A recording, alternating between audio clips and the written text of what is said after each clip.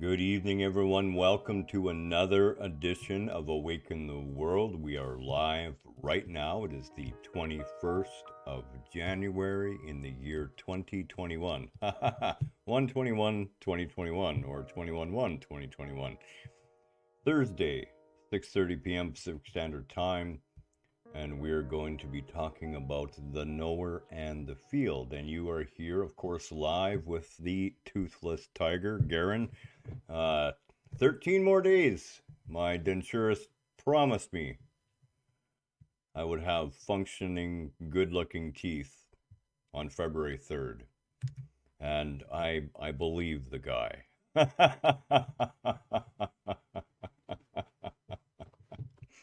So, what are we going to talk about tonight? Well, we're going to delve into the Bhagavad Gita a little bit. And this is one of my most cherished pieces of sacred text. The Bhagavad Gita is literally a love poem from God or that divine consciousness to mankind. And when I say that, please understand, I mean the whole of humanity. Man, woman, whatever you want to be or choose to be, doesn't matter. It is God speaking to its children. And I find that one of the best English versions you can get is the version by Jack Hawley. And if you don't have a copy of this book yet, I highly recommend it. It's the Bhagavad Gita, and it includes a little walkthrough for Westerners and a beautiful story on what happened to Jack Hawley and his wife during their stay. And he actually stayed at the same Ashram apartments that I did with Satya Sai Baba as well. So he was, of course, years before my time. So, what are we talking about when we're talking about the knower in the field? And again, I would invite you to, I almost forgot, so I apologize about that. Before we go one word further, I truly do love each and every one of you. You are all worthy of being loved. You are all swimming in love. You are love personified, whether you realize it or not.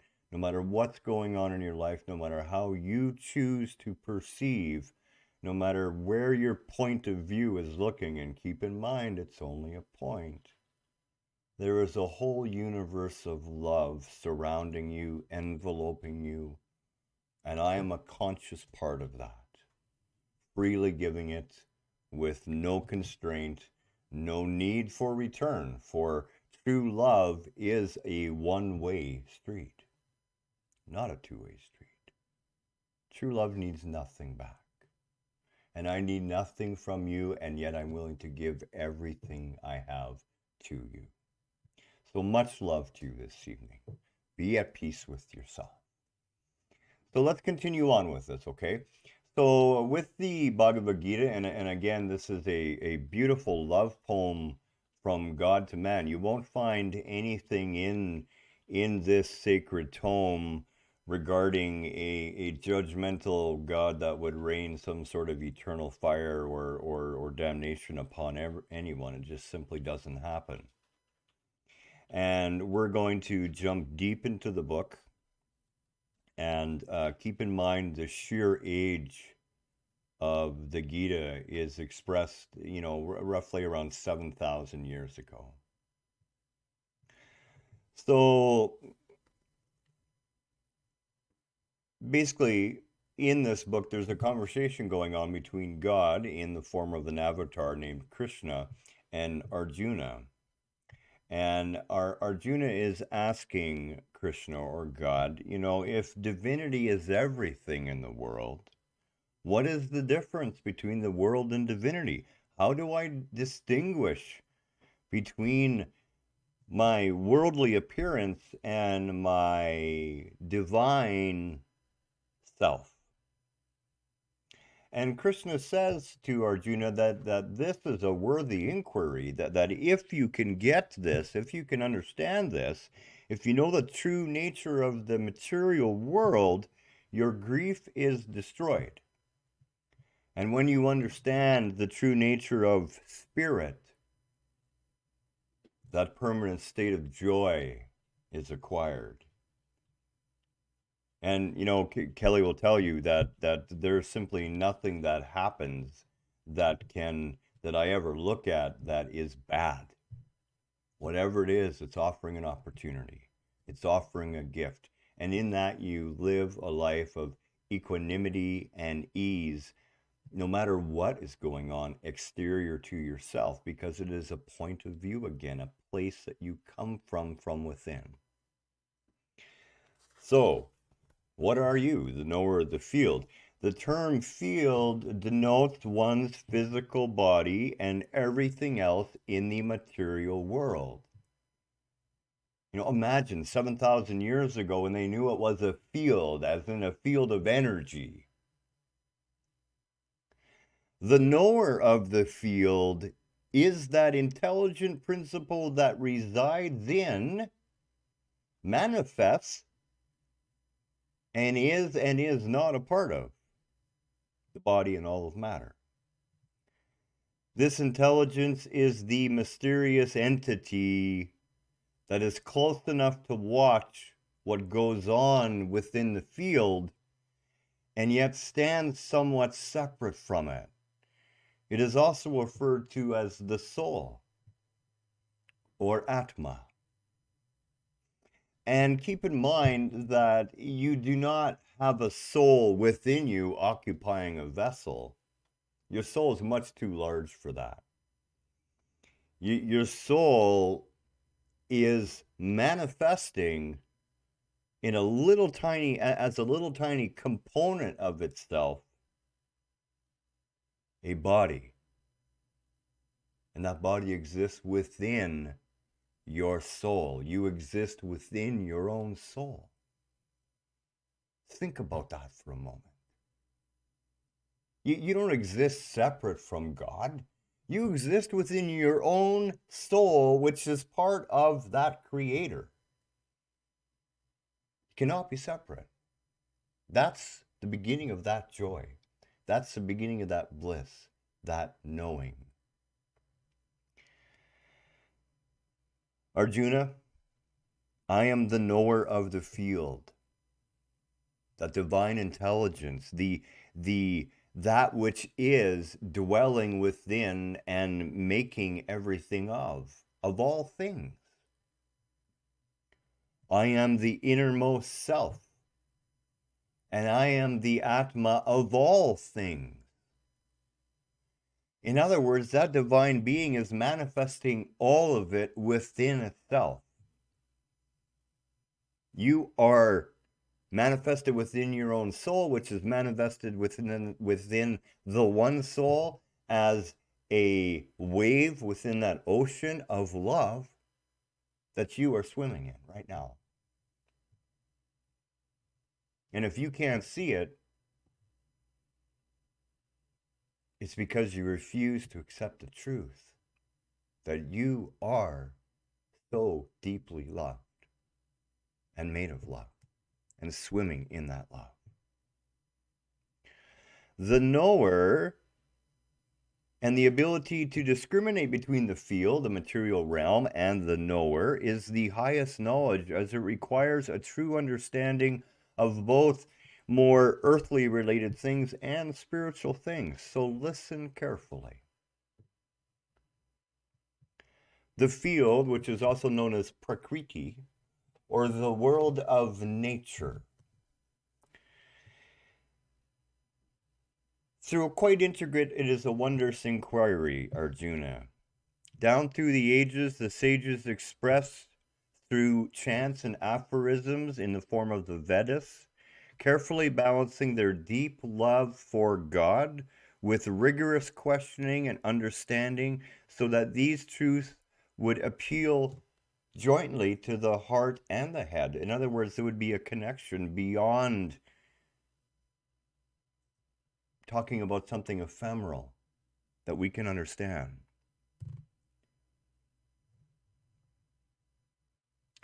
To know something is to become conscious of it. You become conscious of things in the field or in this material world. That is, you come to know them through the mechanism of perception within your own nervous system. Sight, hearing, your mind, your sense of smell, your taste, and so forth. But the nervous system is itself a part of nature. That which you use to know the world, nature, is also nature. Thus, that which is known cannot be separate from the knower of it. You are not separate from anything here. That is a simple realization and truth that once you begin to see in every moment and every day, that quite obviously, I mean, again, that adds to that joy. You are not separate from anything. In the act of experiencing something, you are part of it. It isn't a subject and an object. It is a oneness that you are part of. First, there is the unmanifested. That is literally the great cause, or Mahat. This is the latent force, the first glimmer of an ego sensed in the cosmos, an early raw capacity to differentiate and decide, like a seed that drinks in moisture and is about to swell prior to sprouting. It is this unmanifested that gives rise to mind, matter, and energy. It is that ground state of no thing, but where all possibility exists. From this comes your ability to discriminate between the real and the not real. In other words, between the spiritual truth of our existence and the physical play, a very real, valuable play that we're taking part in. From this comes the ego that we know, the principle of individualization. To become aware of oneself as an apparently separate entity. From this principle is produced the lower mind. Its job is to receive through the senses and process the messages and carry them to the intellect, or the egoic part of yourself. Included here are subtle modifications that occur in the mind. Your desire and aversion to certain things. Your ability to experience pleasure and pain and how you react to them. The experience of one's physical body as something that's you.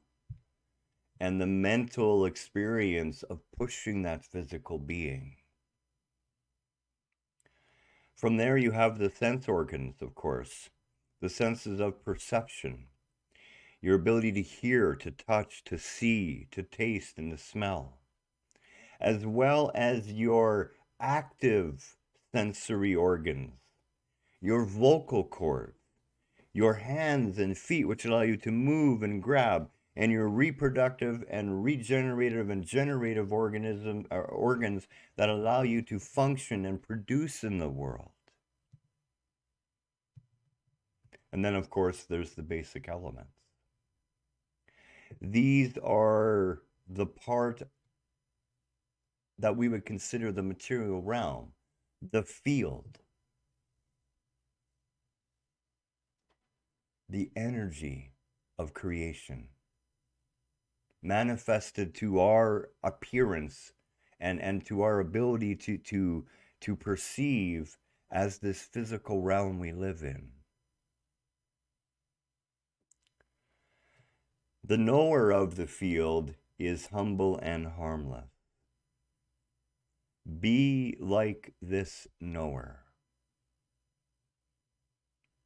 Know in your heart that all higher thoughts emerge only from that divine source within you.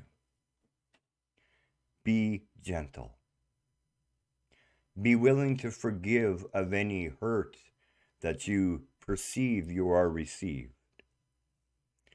Be upright and harmonious in word, thought, and deed. In other words, make sure that your thoughts and your words and your deeds are in a straight line. Serve your teacher and imbibe his or her good traits and disposition. Be steadfast in your willingness to develop spiritually, for that is the point of your existence here. Be pure of mind. Make sure to escape the worldly deluge of mental pollution. 7,000 years ago could not be more accurate today. Purity of mind is indispensable to your spiritual growth. Exercise control in the only place you can over your own body and egoic sense of self. Be detached from selfishness, egotistical thinking, and the attractions of the material world. That does not mean you don't enjoy them. That doesn't mean you don't take part, but what it means is that you see it for what it is. And you don't allow yourself to become so addicted to it, so needy of it that you give it your own power. You're detached from it. As I said to Kelly today, there is nothing in this home that I could not hand or give away. Wouldn't bother me one bit. I'm not attached to those things. Do not see yourself as this body-mind complex that suffers the pains of bondage to birth, aging, death, rebirth. Know instead that you are the eternal reality beyond that. Meet the inevitable good and bad as you will judge in life with an even mind. To no one or no thing be a slave. That means don't put someone behind a pulpit when you have your own inner guru, your own inner self right there with you. And to no thing be a slave. Look in your life and see places where you've allowed yourself to become a slave to those things in the material realm which will suck the life energy from your being. Be tied neither to possessions nor family. That's a hard one for people, especially the family part. Family is a wonderful thing, and we are all family, and that is the truth of family. We are one family, not many families, just one. Keep your responsibilities, of course, to spouse, children, your work, home, kin, but do not become so identified with them that you forget your true self within. The way to do this is through loving me, with a capital M, the divine, with an undistracted heart. Be ever intent on divinity, for you are surrounded by it. Center all your thoughts on that divine creative essence. Prefer, at least for now, the company of like-minded persons. And then, as you advance, Become a detached yogi within the world. Still in the world, but no longer a part of it. Still connected and experiencing state of oneness that you can never imagine in your wildest dreams, and yet sitting back at the same time. I refer to that as having the overview at the same time as I have the little tiny view. Grow in wisdom through inquiry into the nature of self and non-self.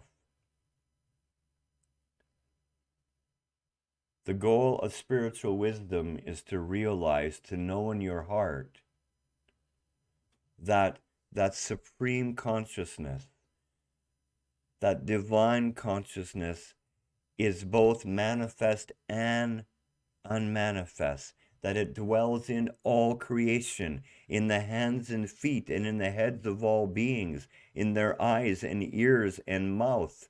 It itself has no senses, yet it uses the experience and senses of all creation. Its subtlety and mystery is incomprehensible to the busy mind. To the ignorant, that divine presence is very distant. To the knowledgeable, the divine is here, now, always present. So this is an important, really important lesson to take a look at, and to understand that, you know, there's too many people out there who turn to spirituality trying to solve a problem.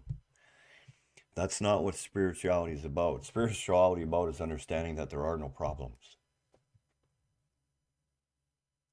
Spirituality has at its core a deep faith in a loving creator, in a universe of divine love.